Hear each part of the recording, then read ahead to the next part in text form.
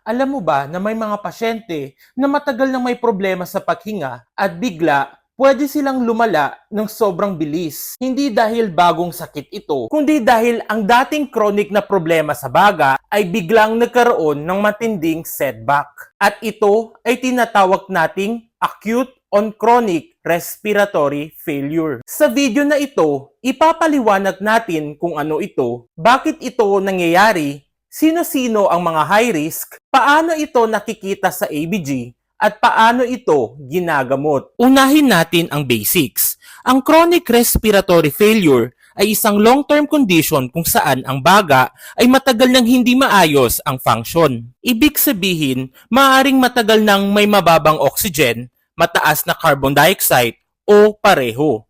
Pero dahil matagal na ito, nag-a-adapt ang katawan. Halimbawa, ang kidneys ay nagre-retain ng bicarbonate para i-compensate ang mataas na carbon dioxide. Kaya minsan, kahit abnormal ang blood gases, mukhang stable ang pasyente. Pero kapag may biglang nangyaring problema, gaya ng infection, heart failure o pulmonary embolism, biglang bumabagsak ang respiratory status. At yon ang acute on chronic respiratory failure. Sa madaling salita, chronic means matagal ng problema. Acute means biglang paglala. So acute on chronic means biglang paglala ng dati ng respiratory failure. Halimbawa, may COPD patient. Ang baseline niya ay mataas na talaga ang carbon dioxide. Sabihin natin ang normal niyang PaCO2 ay nasa 55 hanggang 60 mm of mercury. Hindi ito normal para sa healthy person, pero maaaring ito ang normal para sa kanya. Ngayon, nagka-pneumonia siya. Dahil dito, dumami ang secretions, sumikip ang airways, bumaba ang oxygen, at lalo pang tumaas ang carbon dioxide. From 60, naging 80. Ngayon, hindi na ito compensated. Nagiging acidic na ang dugo. At ito na ang acute on chronic respiratory failure. Bakit particular na high risk ang COPD patients? Dahil marami sa kanila ang may chronic hypercapnic respiratory failure. Ang ibig sabihin ng hypercapnia ay mataas na carbon dioxide sa dugo. Sa COPD, mahina ang ventilation, hindi maayos ang paglabas ng CO2 kaya nagre-retain ito. Ang problema, kaunti na lang ang respiratory reserve nila. Parang cellphone na 10% battery, kunting dagdag na stress lang, biglang mamamatay. Ganon din ang lungs ng COPD patients. Kaunting infection lang, kaunting fluid overload, kaunting obstruction, pwedeng nang mag-crash ang pasyente. Ngayon, ano ang mga common triggers? Ang pinaka-common, bacterial or viral infection. Kapag may pneumonia o bronchitis, tumataas ang inflammation. Dumadami ang secretions, sumisikip ang daanan ng hangin, at lalong humihirap ang gas exchange. Kapag may heart failure naman, naiipon ang fluid sa lungs. Ang tawag dito, pulmonary congestion. Kapag puno ng fluid ang alveoli, hindi makapasok ng maayos ang oxygen. Kapag may blood clot naman sa lungs, nababarahan ang pulmonary circulation. Ibig sabihin, may hangin sa alveoli pero walang sapat na blood flow, kaya baksak ang oxygenation. Kapag may hangin sa pleural space, nagko-collapse ang bahagi ng baga.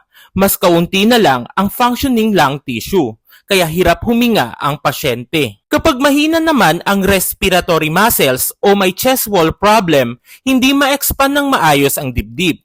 Ang resulta, mahinang ventilation. At minsan, matigas lang talaga ang ulo ng pasyente. Simple lang ito pero delikado. Katulad ng tumigil sa inhalers, hindi gumamit ng oxygen, hindi nag-BiPAP, hindi umiinom ng gamot. Ang resulta, exacerbation. Ngayon, punta naman tayo sa ABG interpretation. Sa normal patient, ang PaCO2 na 55 ay abnormal. Pero sa chronic COPD patient, pwedeng yon ang baseline niya. Kaya hindi sapat na tingnan lang natin ang normal values. Dapat alam natin kung ano ang usual ABG ng pasyente natin. Halimbawa, baseline PaCO2 niya ay 55. Ngayon, naging 80. Ibig sabihin, nagkaroon siya ng acute deterioration. Pero kung hindi mo alam ang baseline, baka isipin mong simpleng chronic lang. Kaya sa acute on chronic respiratory failure, trend matters more than isolated number. Ngayon, paano ito ginagamot? Unang goal, i-correct ang acidosis. Bakit? Kapag chronic ang mataas na carbon dioxide, nakaka-compensate pa ang kidneys. Pero kapag mabilis ang pagtaas ng carbon dioxide, dito walang oras ang kidneys. Kaya babaksak ang pH, magiging respiratory acidosis at delikado ito dahil naaapektuhan ang buong katawan. Goal din natin ang pagtaas ng oxygen saturation. Pero careful lang dahil sa chronic CO2 retainers, ang sobrang oxygen minsan ay pwedeng magpalala ng hypercapnia. Kaya controlled oxygen therapy ang approach. Karaniwang target na saturation natin is around 88 to 92%. Kung COPD exacerbation, kailangan buksan ang airways gamit ang bronchodilators, nebulization, steroids at airway clearance. Hindi sapat na symptoms lang ang ginagamot. Kung infection ng cause, treat infection. Kung heart failure, manage fluid overload. Kung pulmonary embolism, address the clot. At imamonitor din natin ang fluid status. Too much fluid worsens lungs, too little fluid, poor perfusion. Kaya balance ang importante. At kailangan bantayan natin ang worsening acidosis, arrhythmias, mental status changes at organ dysfunction. Ngayon, bakit sinasabing iwasan ang intubation kung maaari? Dahil mahirap minsan i-manage ang chronic respiratory patients sa ventilator. May risk kasi ng air trapping, dynamic hyperinflation, barotrauma at difficulty weaning. Kaya kung kaya, non-invasive ventilation muna, katulad ng BiPAP. Ang BiPAP kasi ay tumutulong para ibaba ang carbon dioxide, bawasan ang work of breathing at maiwasan ang intubation.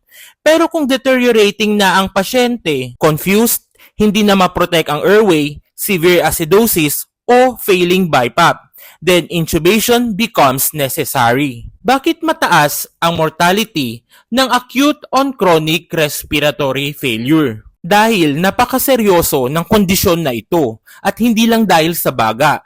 Kadalasan ang pasyente ay may advanced lung disease, matandang edad, heart problems, infection, or multiple organ dysfunction. Ibig sabihin, acute on chronic respiratory failure ay kadalasang sign na malaki na ang disease burden. Hindi lang ito tungkol sa simpleng hirap huminga, kundi systemic problem ito. Mayroon din tayong tinatawag na chronic hypoxemic respiratory failure. Dito, ang pangunahing problema ay oxygenation, hindi CO2 retention. Ang examples nito ay interstitial pulmonary fibrosis at pulmonary hypertension. Kapag nagkaroon ng infection o heart failure, bumabagsak din ang oxygen nila. At ito ay tinatawag din nating acute on chronic respiratory failure. Kung may natutunan ka, i-like, i-share at i-follow mo na rin ako for more medical topics. Thank you for watching, guys!